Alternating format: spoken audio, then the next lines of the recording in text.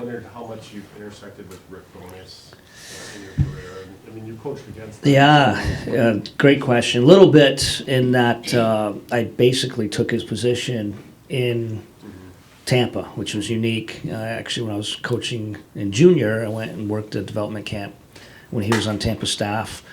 Ton of respect for him. I think my greatest indicator of Rick, obviously saw him quite a bit in the bubble, we played in the Stanley Cup Finals, is the respect and the love the guys in Tampa had for him. And I think that says a lot for a coach, especially Rick. Obviously, John Cooper's the head coach. He's holding guys ultimately accountable, but being the D coach, he's holding guys accountable, and the guys loved him. Everyone down that Tampa lineup. So, yeah, a ton of respect for Rick, and I think it's real when everyone speaks highly of him, and no one has a bad thing to say about him around the entire league. I think that says a lot about Rick. When you're preparing for this game, and do you see trademarks of his coaching and his team right now? Great question in that I got that question yesterday. Basically, someone was alluding to why Winnipeg is so good. Yes, you can look at the elite top six talent. They have difference makers. They have difference makers on the back end. They have a Vezina caliber goalie, but they're playing the right way. And when you're not giving up much, you're playing disciplined.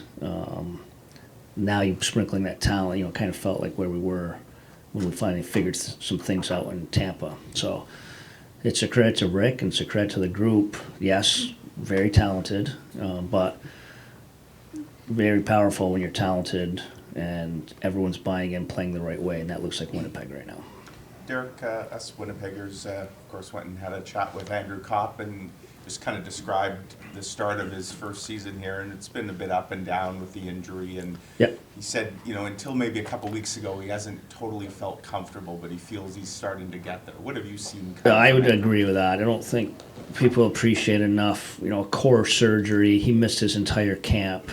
You could just, you guys saw him. He didn't even look like the same athlete. You couldn't see the fast twitch. Now you're seeing him, win those 50-50s. He's got some pop to his game now. You can just see the confidence.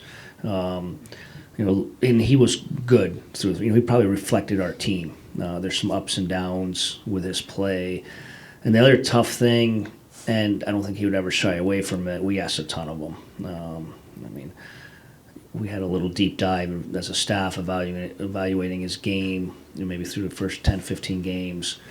And I think he was a crazy stat where he led, or one of the top leaders in defensive zone starts versus top opponents. Well, that's why he's here. I don't think he shies away from it, but that can wear on you. So been good, been a great addition. Gives us depth I don't think we've had in the past. So it looks like it's going to keep going like that for Andrew, and obviously a very nice piece. When Paul Maurice was in Winnipeg, he talked about you barely ever have to show Andrew anything, right? Tape, anything like that, because he always just did everything right. How have you found him to coach? Well, unbelievable, cerebral, and one of the most cerebral players I've dealt with. And we've even talked about, sometimes he says he's had to battle it sometimes in his career, and that he overthinks some things, but he sees things. I'll be like Andrew, he goes, the turnover in the corner in the second period at the 8-minute mark. Like he has that cerebral feel, understands system. I go no further than the July 1 recruiting call I made. A new coach, he's considering Detroit, and he's like, are you going to run the 1-1-3 like you did in Tampa? Because that beat us in the conference finals. Are you going to run your push down, aggressive trap penalty kill you did in Tampa? Because I love it and I want to be part of it. Like, just, it felt like I was talking to a coach. So extremely cerebral like that. I think sometimes he puts too much on himself, which is understandable. He wants this to turn and go the right way here. And I think he wears a little bit, but yes, exciting player, great piece for a lot of reasons. Derek, it's funny you say that because he was a prolific high school quarterback around here too. So when you say that type of stuff, quarterback, obviously, on the football field. You wonder if that plays into that or something. Dad was a coach. You can just see, Yeah. you just see guys. They process things differently when you talk to them, and I wouldn't say be careful, but you have to be calculated in everything you say to him because he takes it literally and he sees it and he's cerebral, which is good. We'll take those guys all the time. What's it meant to have a guy like David Perron with your emerging group, Derek? Great. He's been there. He's done it. High compete. He holds himself accountable. He wants to hold guys accountable. And I think we're growing. We're trying to grow something here. We're trying to build a leadership core, which he's part of. And I just think his approach, really serious about practice, which is important on every rep. So he's brought a lot of those little intangibles on how things should look. Someone that's experienced winning, been around a long time. What have you learned about Mo Sider being around him on a daily basis this year? I think he's a positive for all of them. We're going to build Mo in that leadership. He's too passionate of a player. He's too important of a player for us. We're slowly growing him into that leadership. We have a leadership meeting. We will add Mo in there, and even with our sports psychologist trying to grow that area. David is part of building some of those younger kids. I put Raymond in that also. So it's all part of growing. It's where we are as an organization, a team. Most good teams have had that, I'm sure. I mean, look at our opponent tonight, what you guys are familiar with. It's been a similar leadership core for a long time. I think that's important. How big is that leadership group meeting now when you do have it? We varies. We'll talk to a core 3-4 guys, and then we'll add some other guys in. Some guys we're trying to develop and grow. So I think it's huge. I really think experiencing it in an organization where we went from good to Stanley Cup great, that was a big part of it. Just as much to do what we did off the ice and we did on the ice. Something we're trying to build here too. Are there any guys that you've seen grow into leadership roles that maybe you didn't expect? Not in a bad way, just someone who maybe you come in and you didn't know that. Yeah, well, I just think some of the young guys are growing. That Rass is a guy that guys are starting to lean on, just his approach. I think Mo and Raymond are those type of guys that they're growing into such a competitiveness about them. They're still 19, 20 years old, figuring this league out. So, which is a good sign. I think you can see it coming together where obviously it was almost a blank canvas when we started in the summer. What stands out to you about Wallman's season? His competing, his ability to skate, close in on plays. People are noticing things he's doing with the puck, rightfully so. But for me, what he's doing in the defensive zone, he's spending very little time in the D zone because he's getting quick stops. He is getting good exits, things you want out of a D man, and he's taking a lot of pride in that. So I think it's shown in a complete game. He's earned a bigger role. He's getting top matchups now, and he's doing very well with it. I mean, the last game, he's on the road at Toronto, and his matchups, he did a really good job. There's a reason Toronto didn't get their fourth shot on net till halfway through the second, and I think a lot of it was that type of matchup. What with Fabry coming off the injury, as you've been kind of assessing him, what have you been reading on how that's been going? Great. Would have loved to play him again. The plan all along was not to play him back-to-back, 3 and 4, and that was a tough back-to-back. But you saw what he gave us. Just the physical. He had the 2 big hits, kind of sparked us in the first. Our team toughness is going to look a little bit different. It's going to be plays like that. He's competitive for his size. He drives offense at times. His ability to make plays, and some of those injuries we had out, he missed some of those plays. So very excited about getting back in tonight and see how he looks.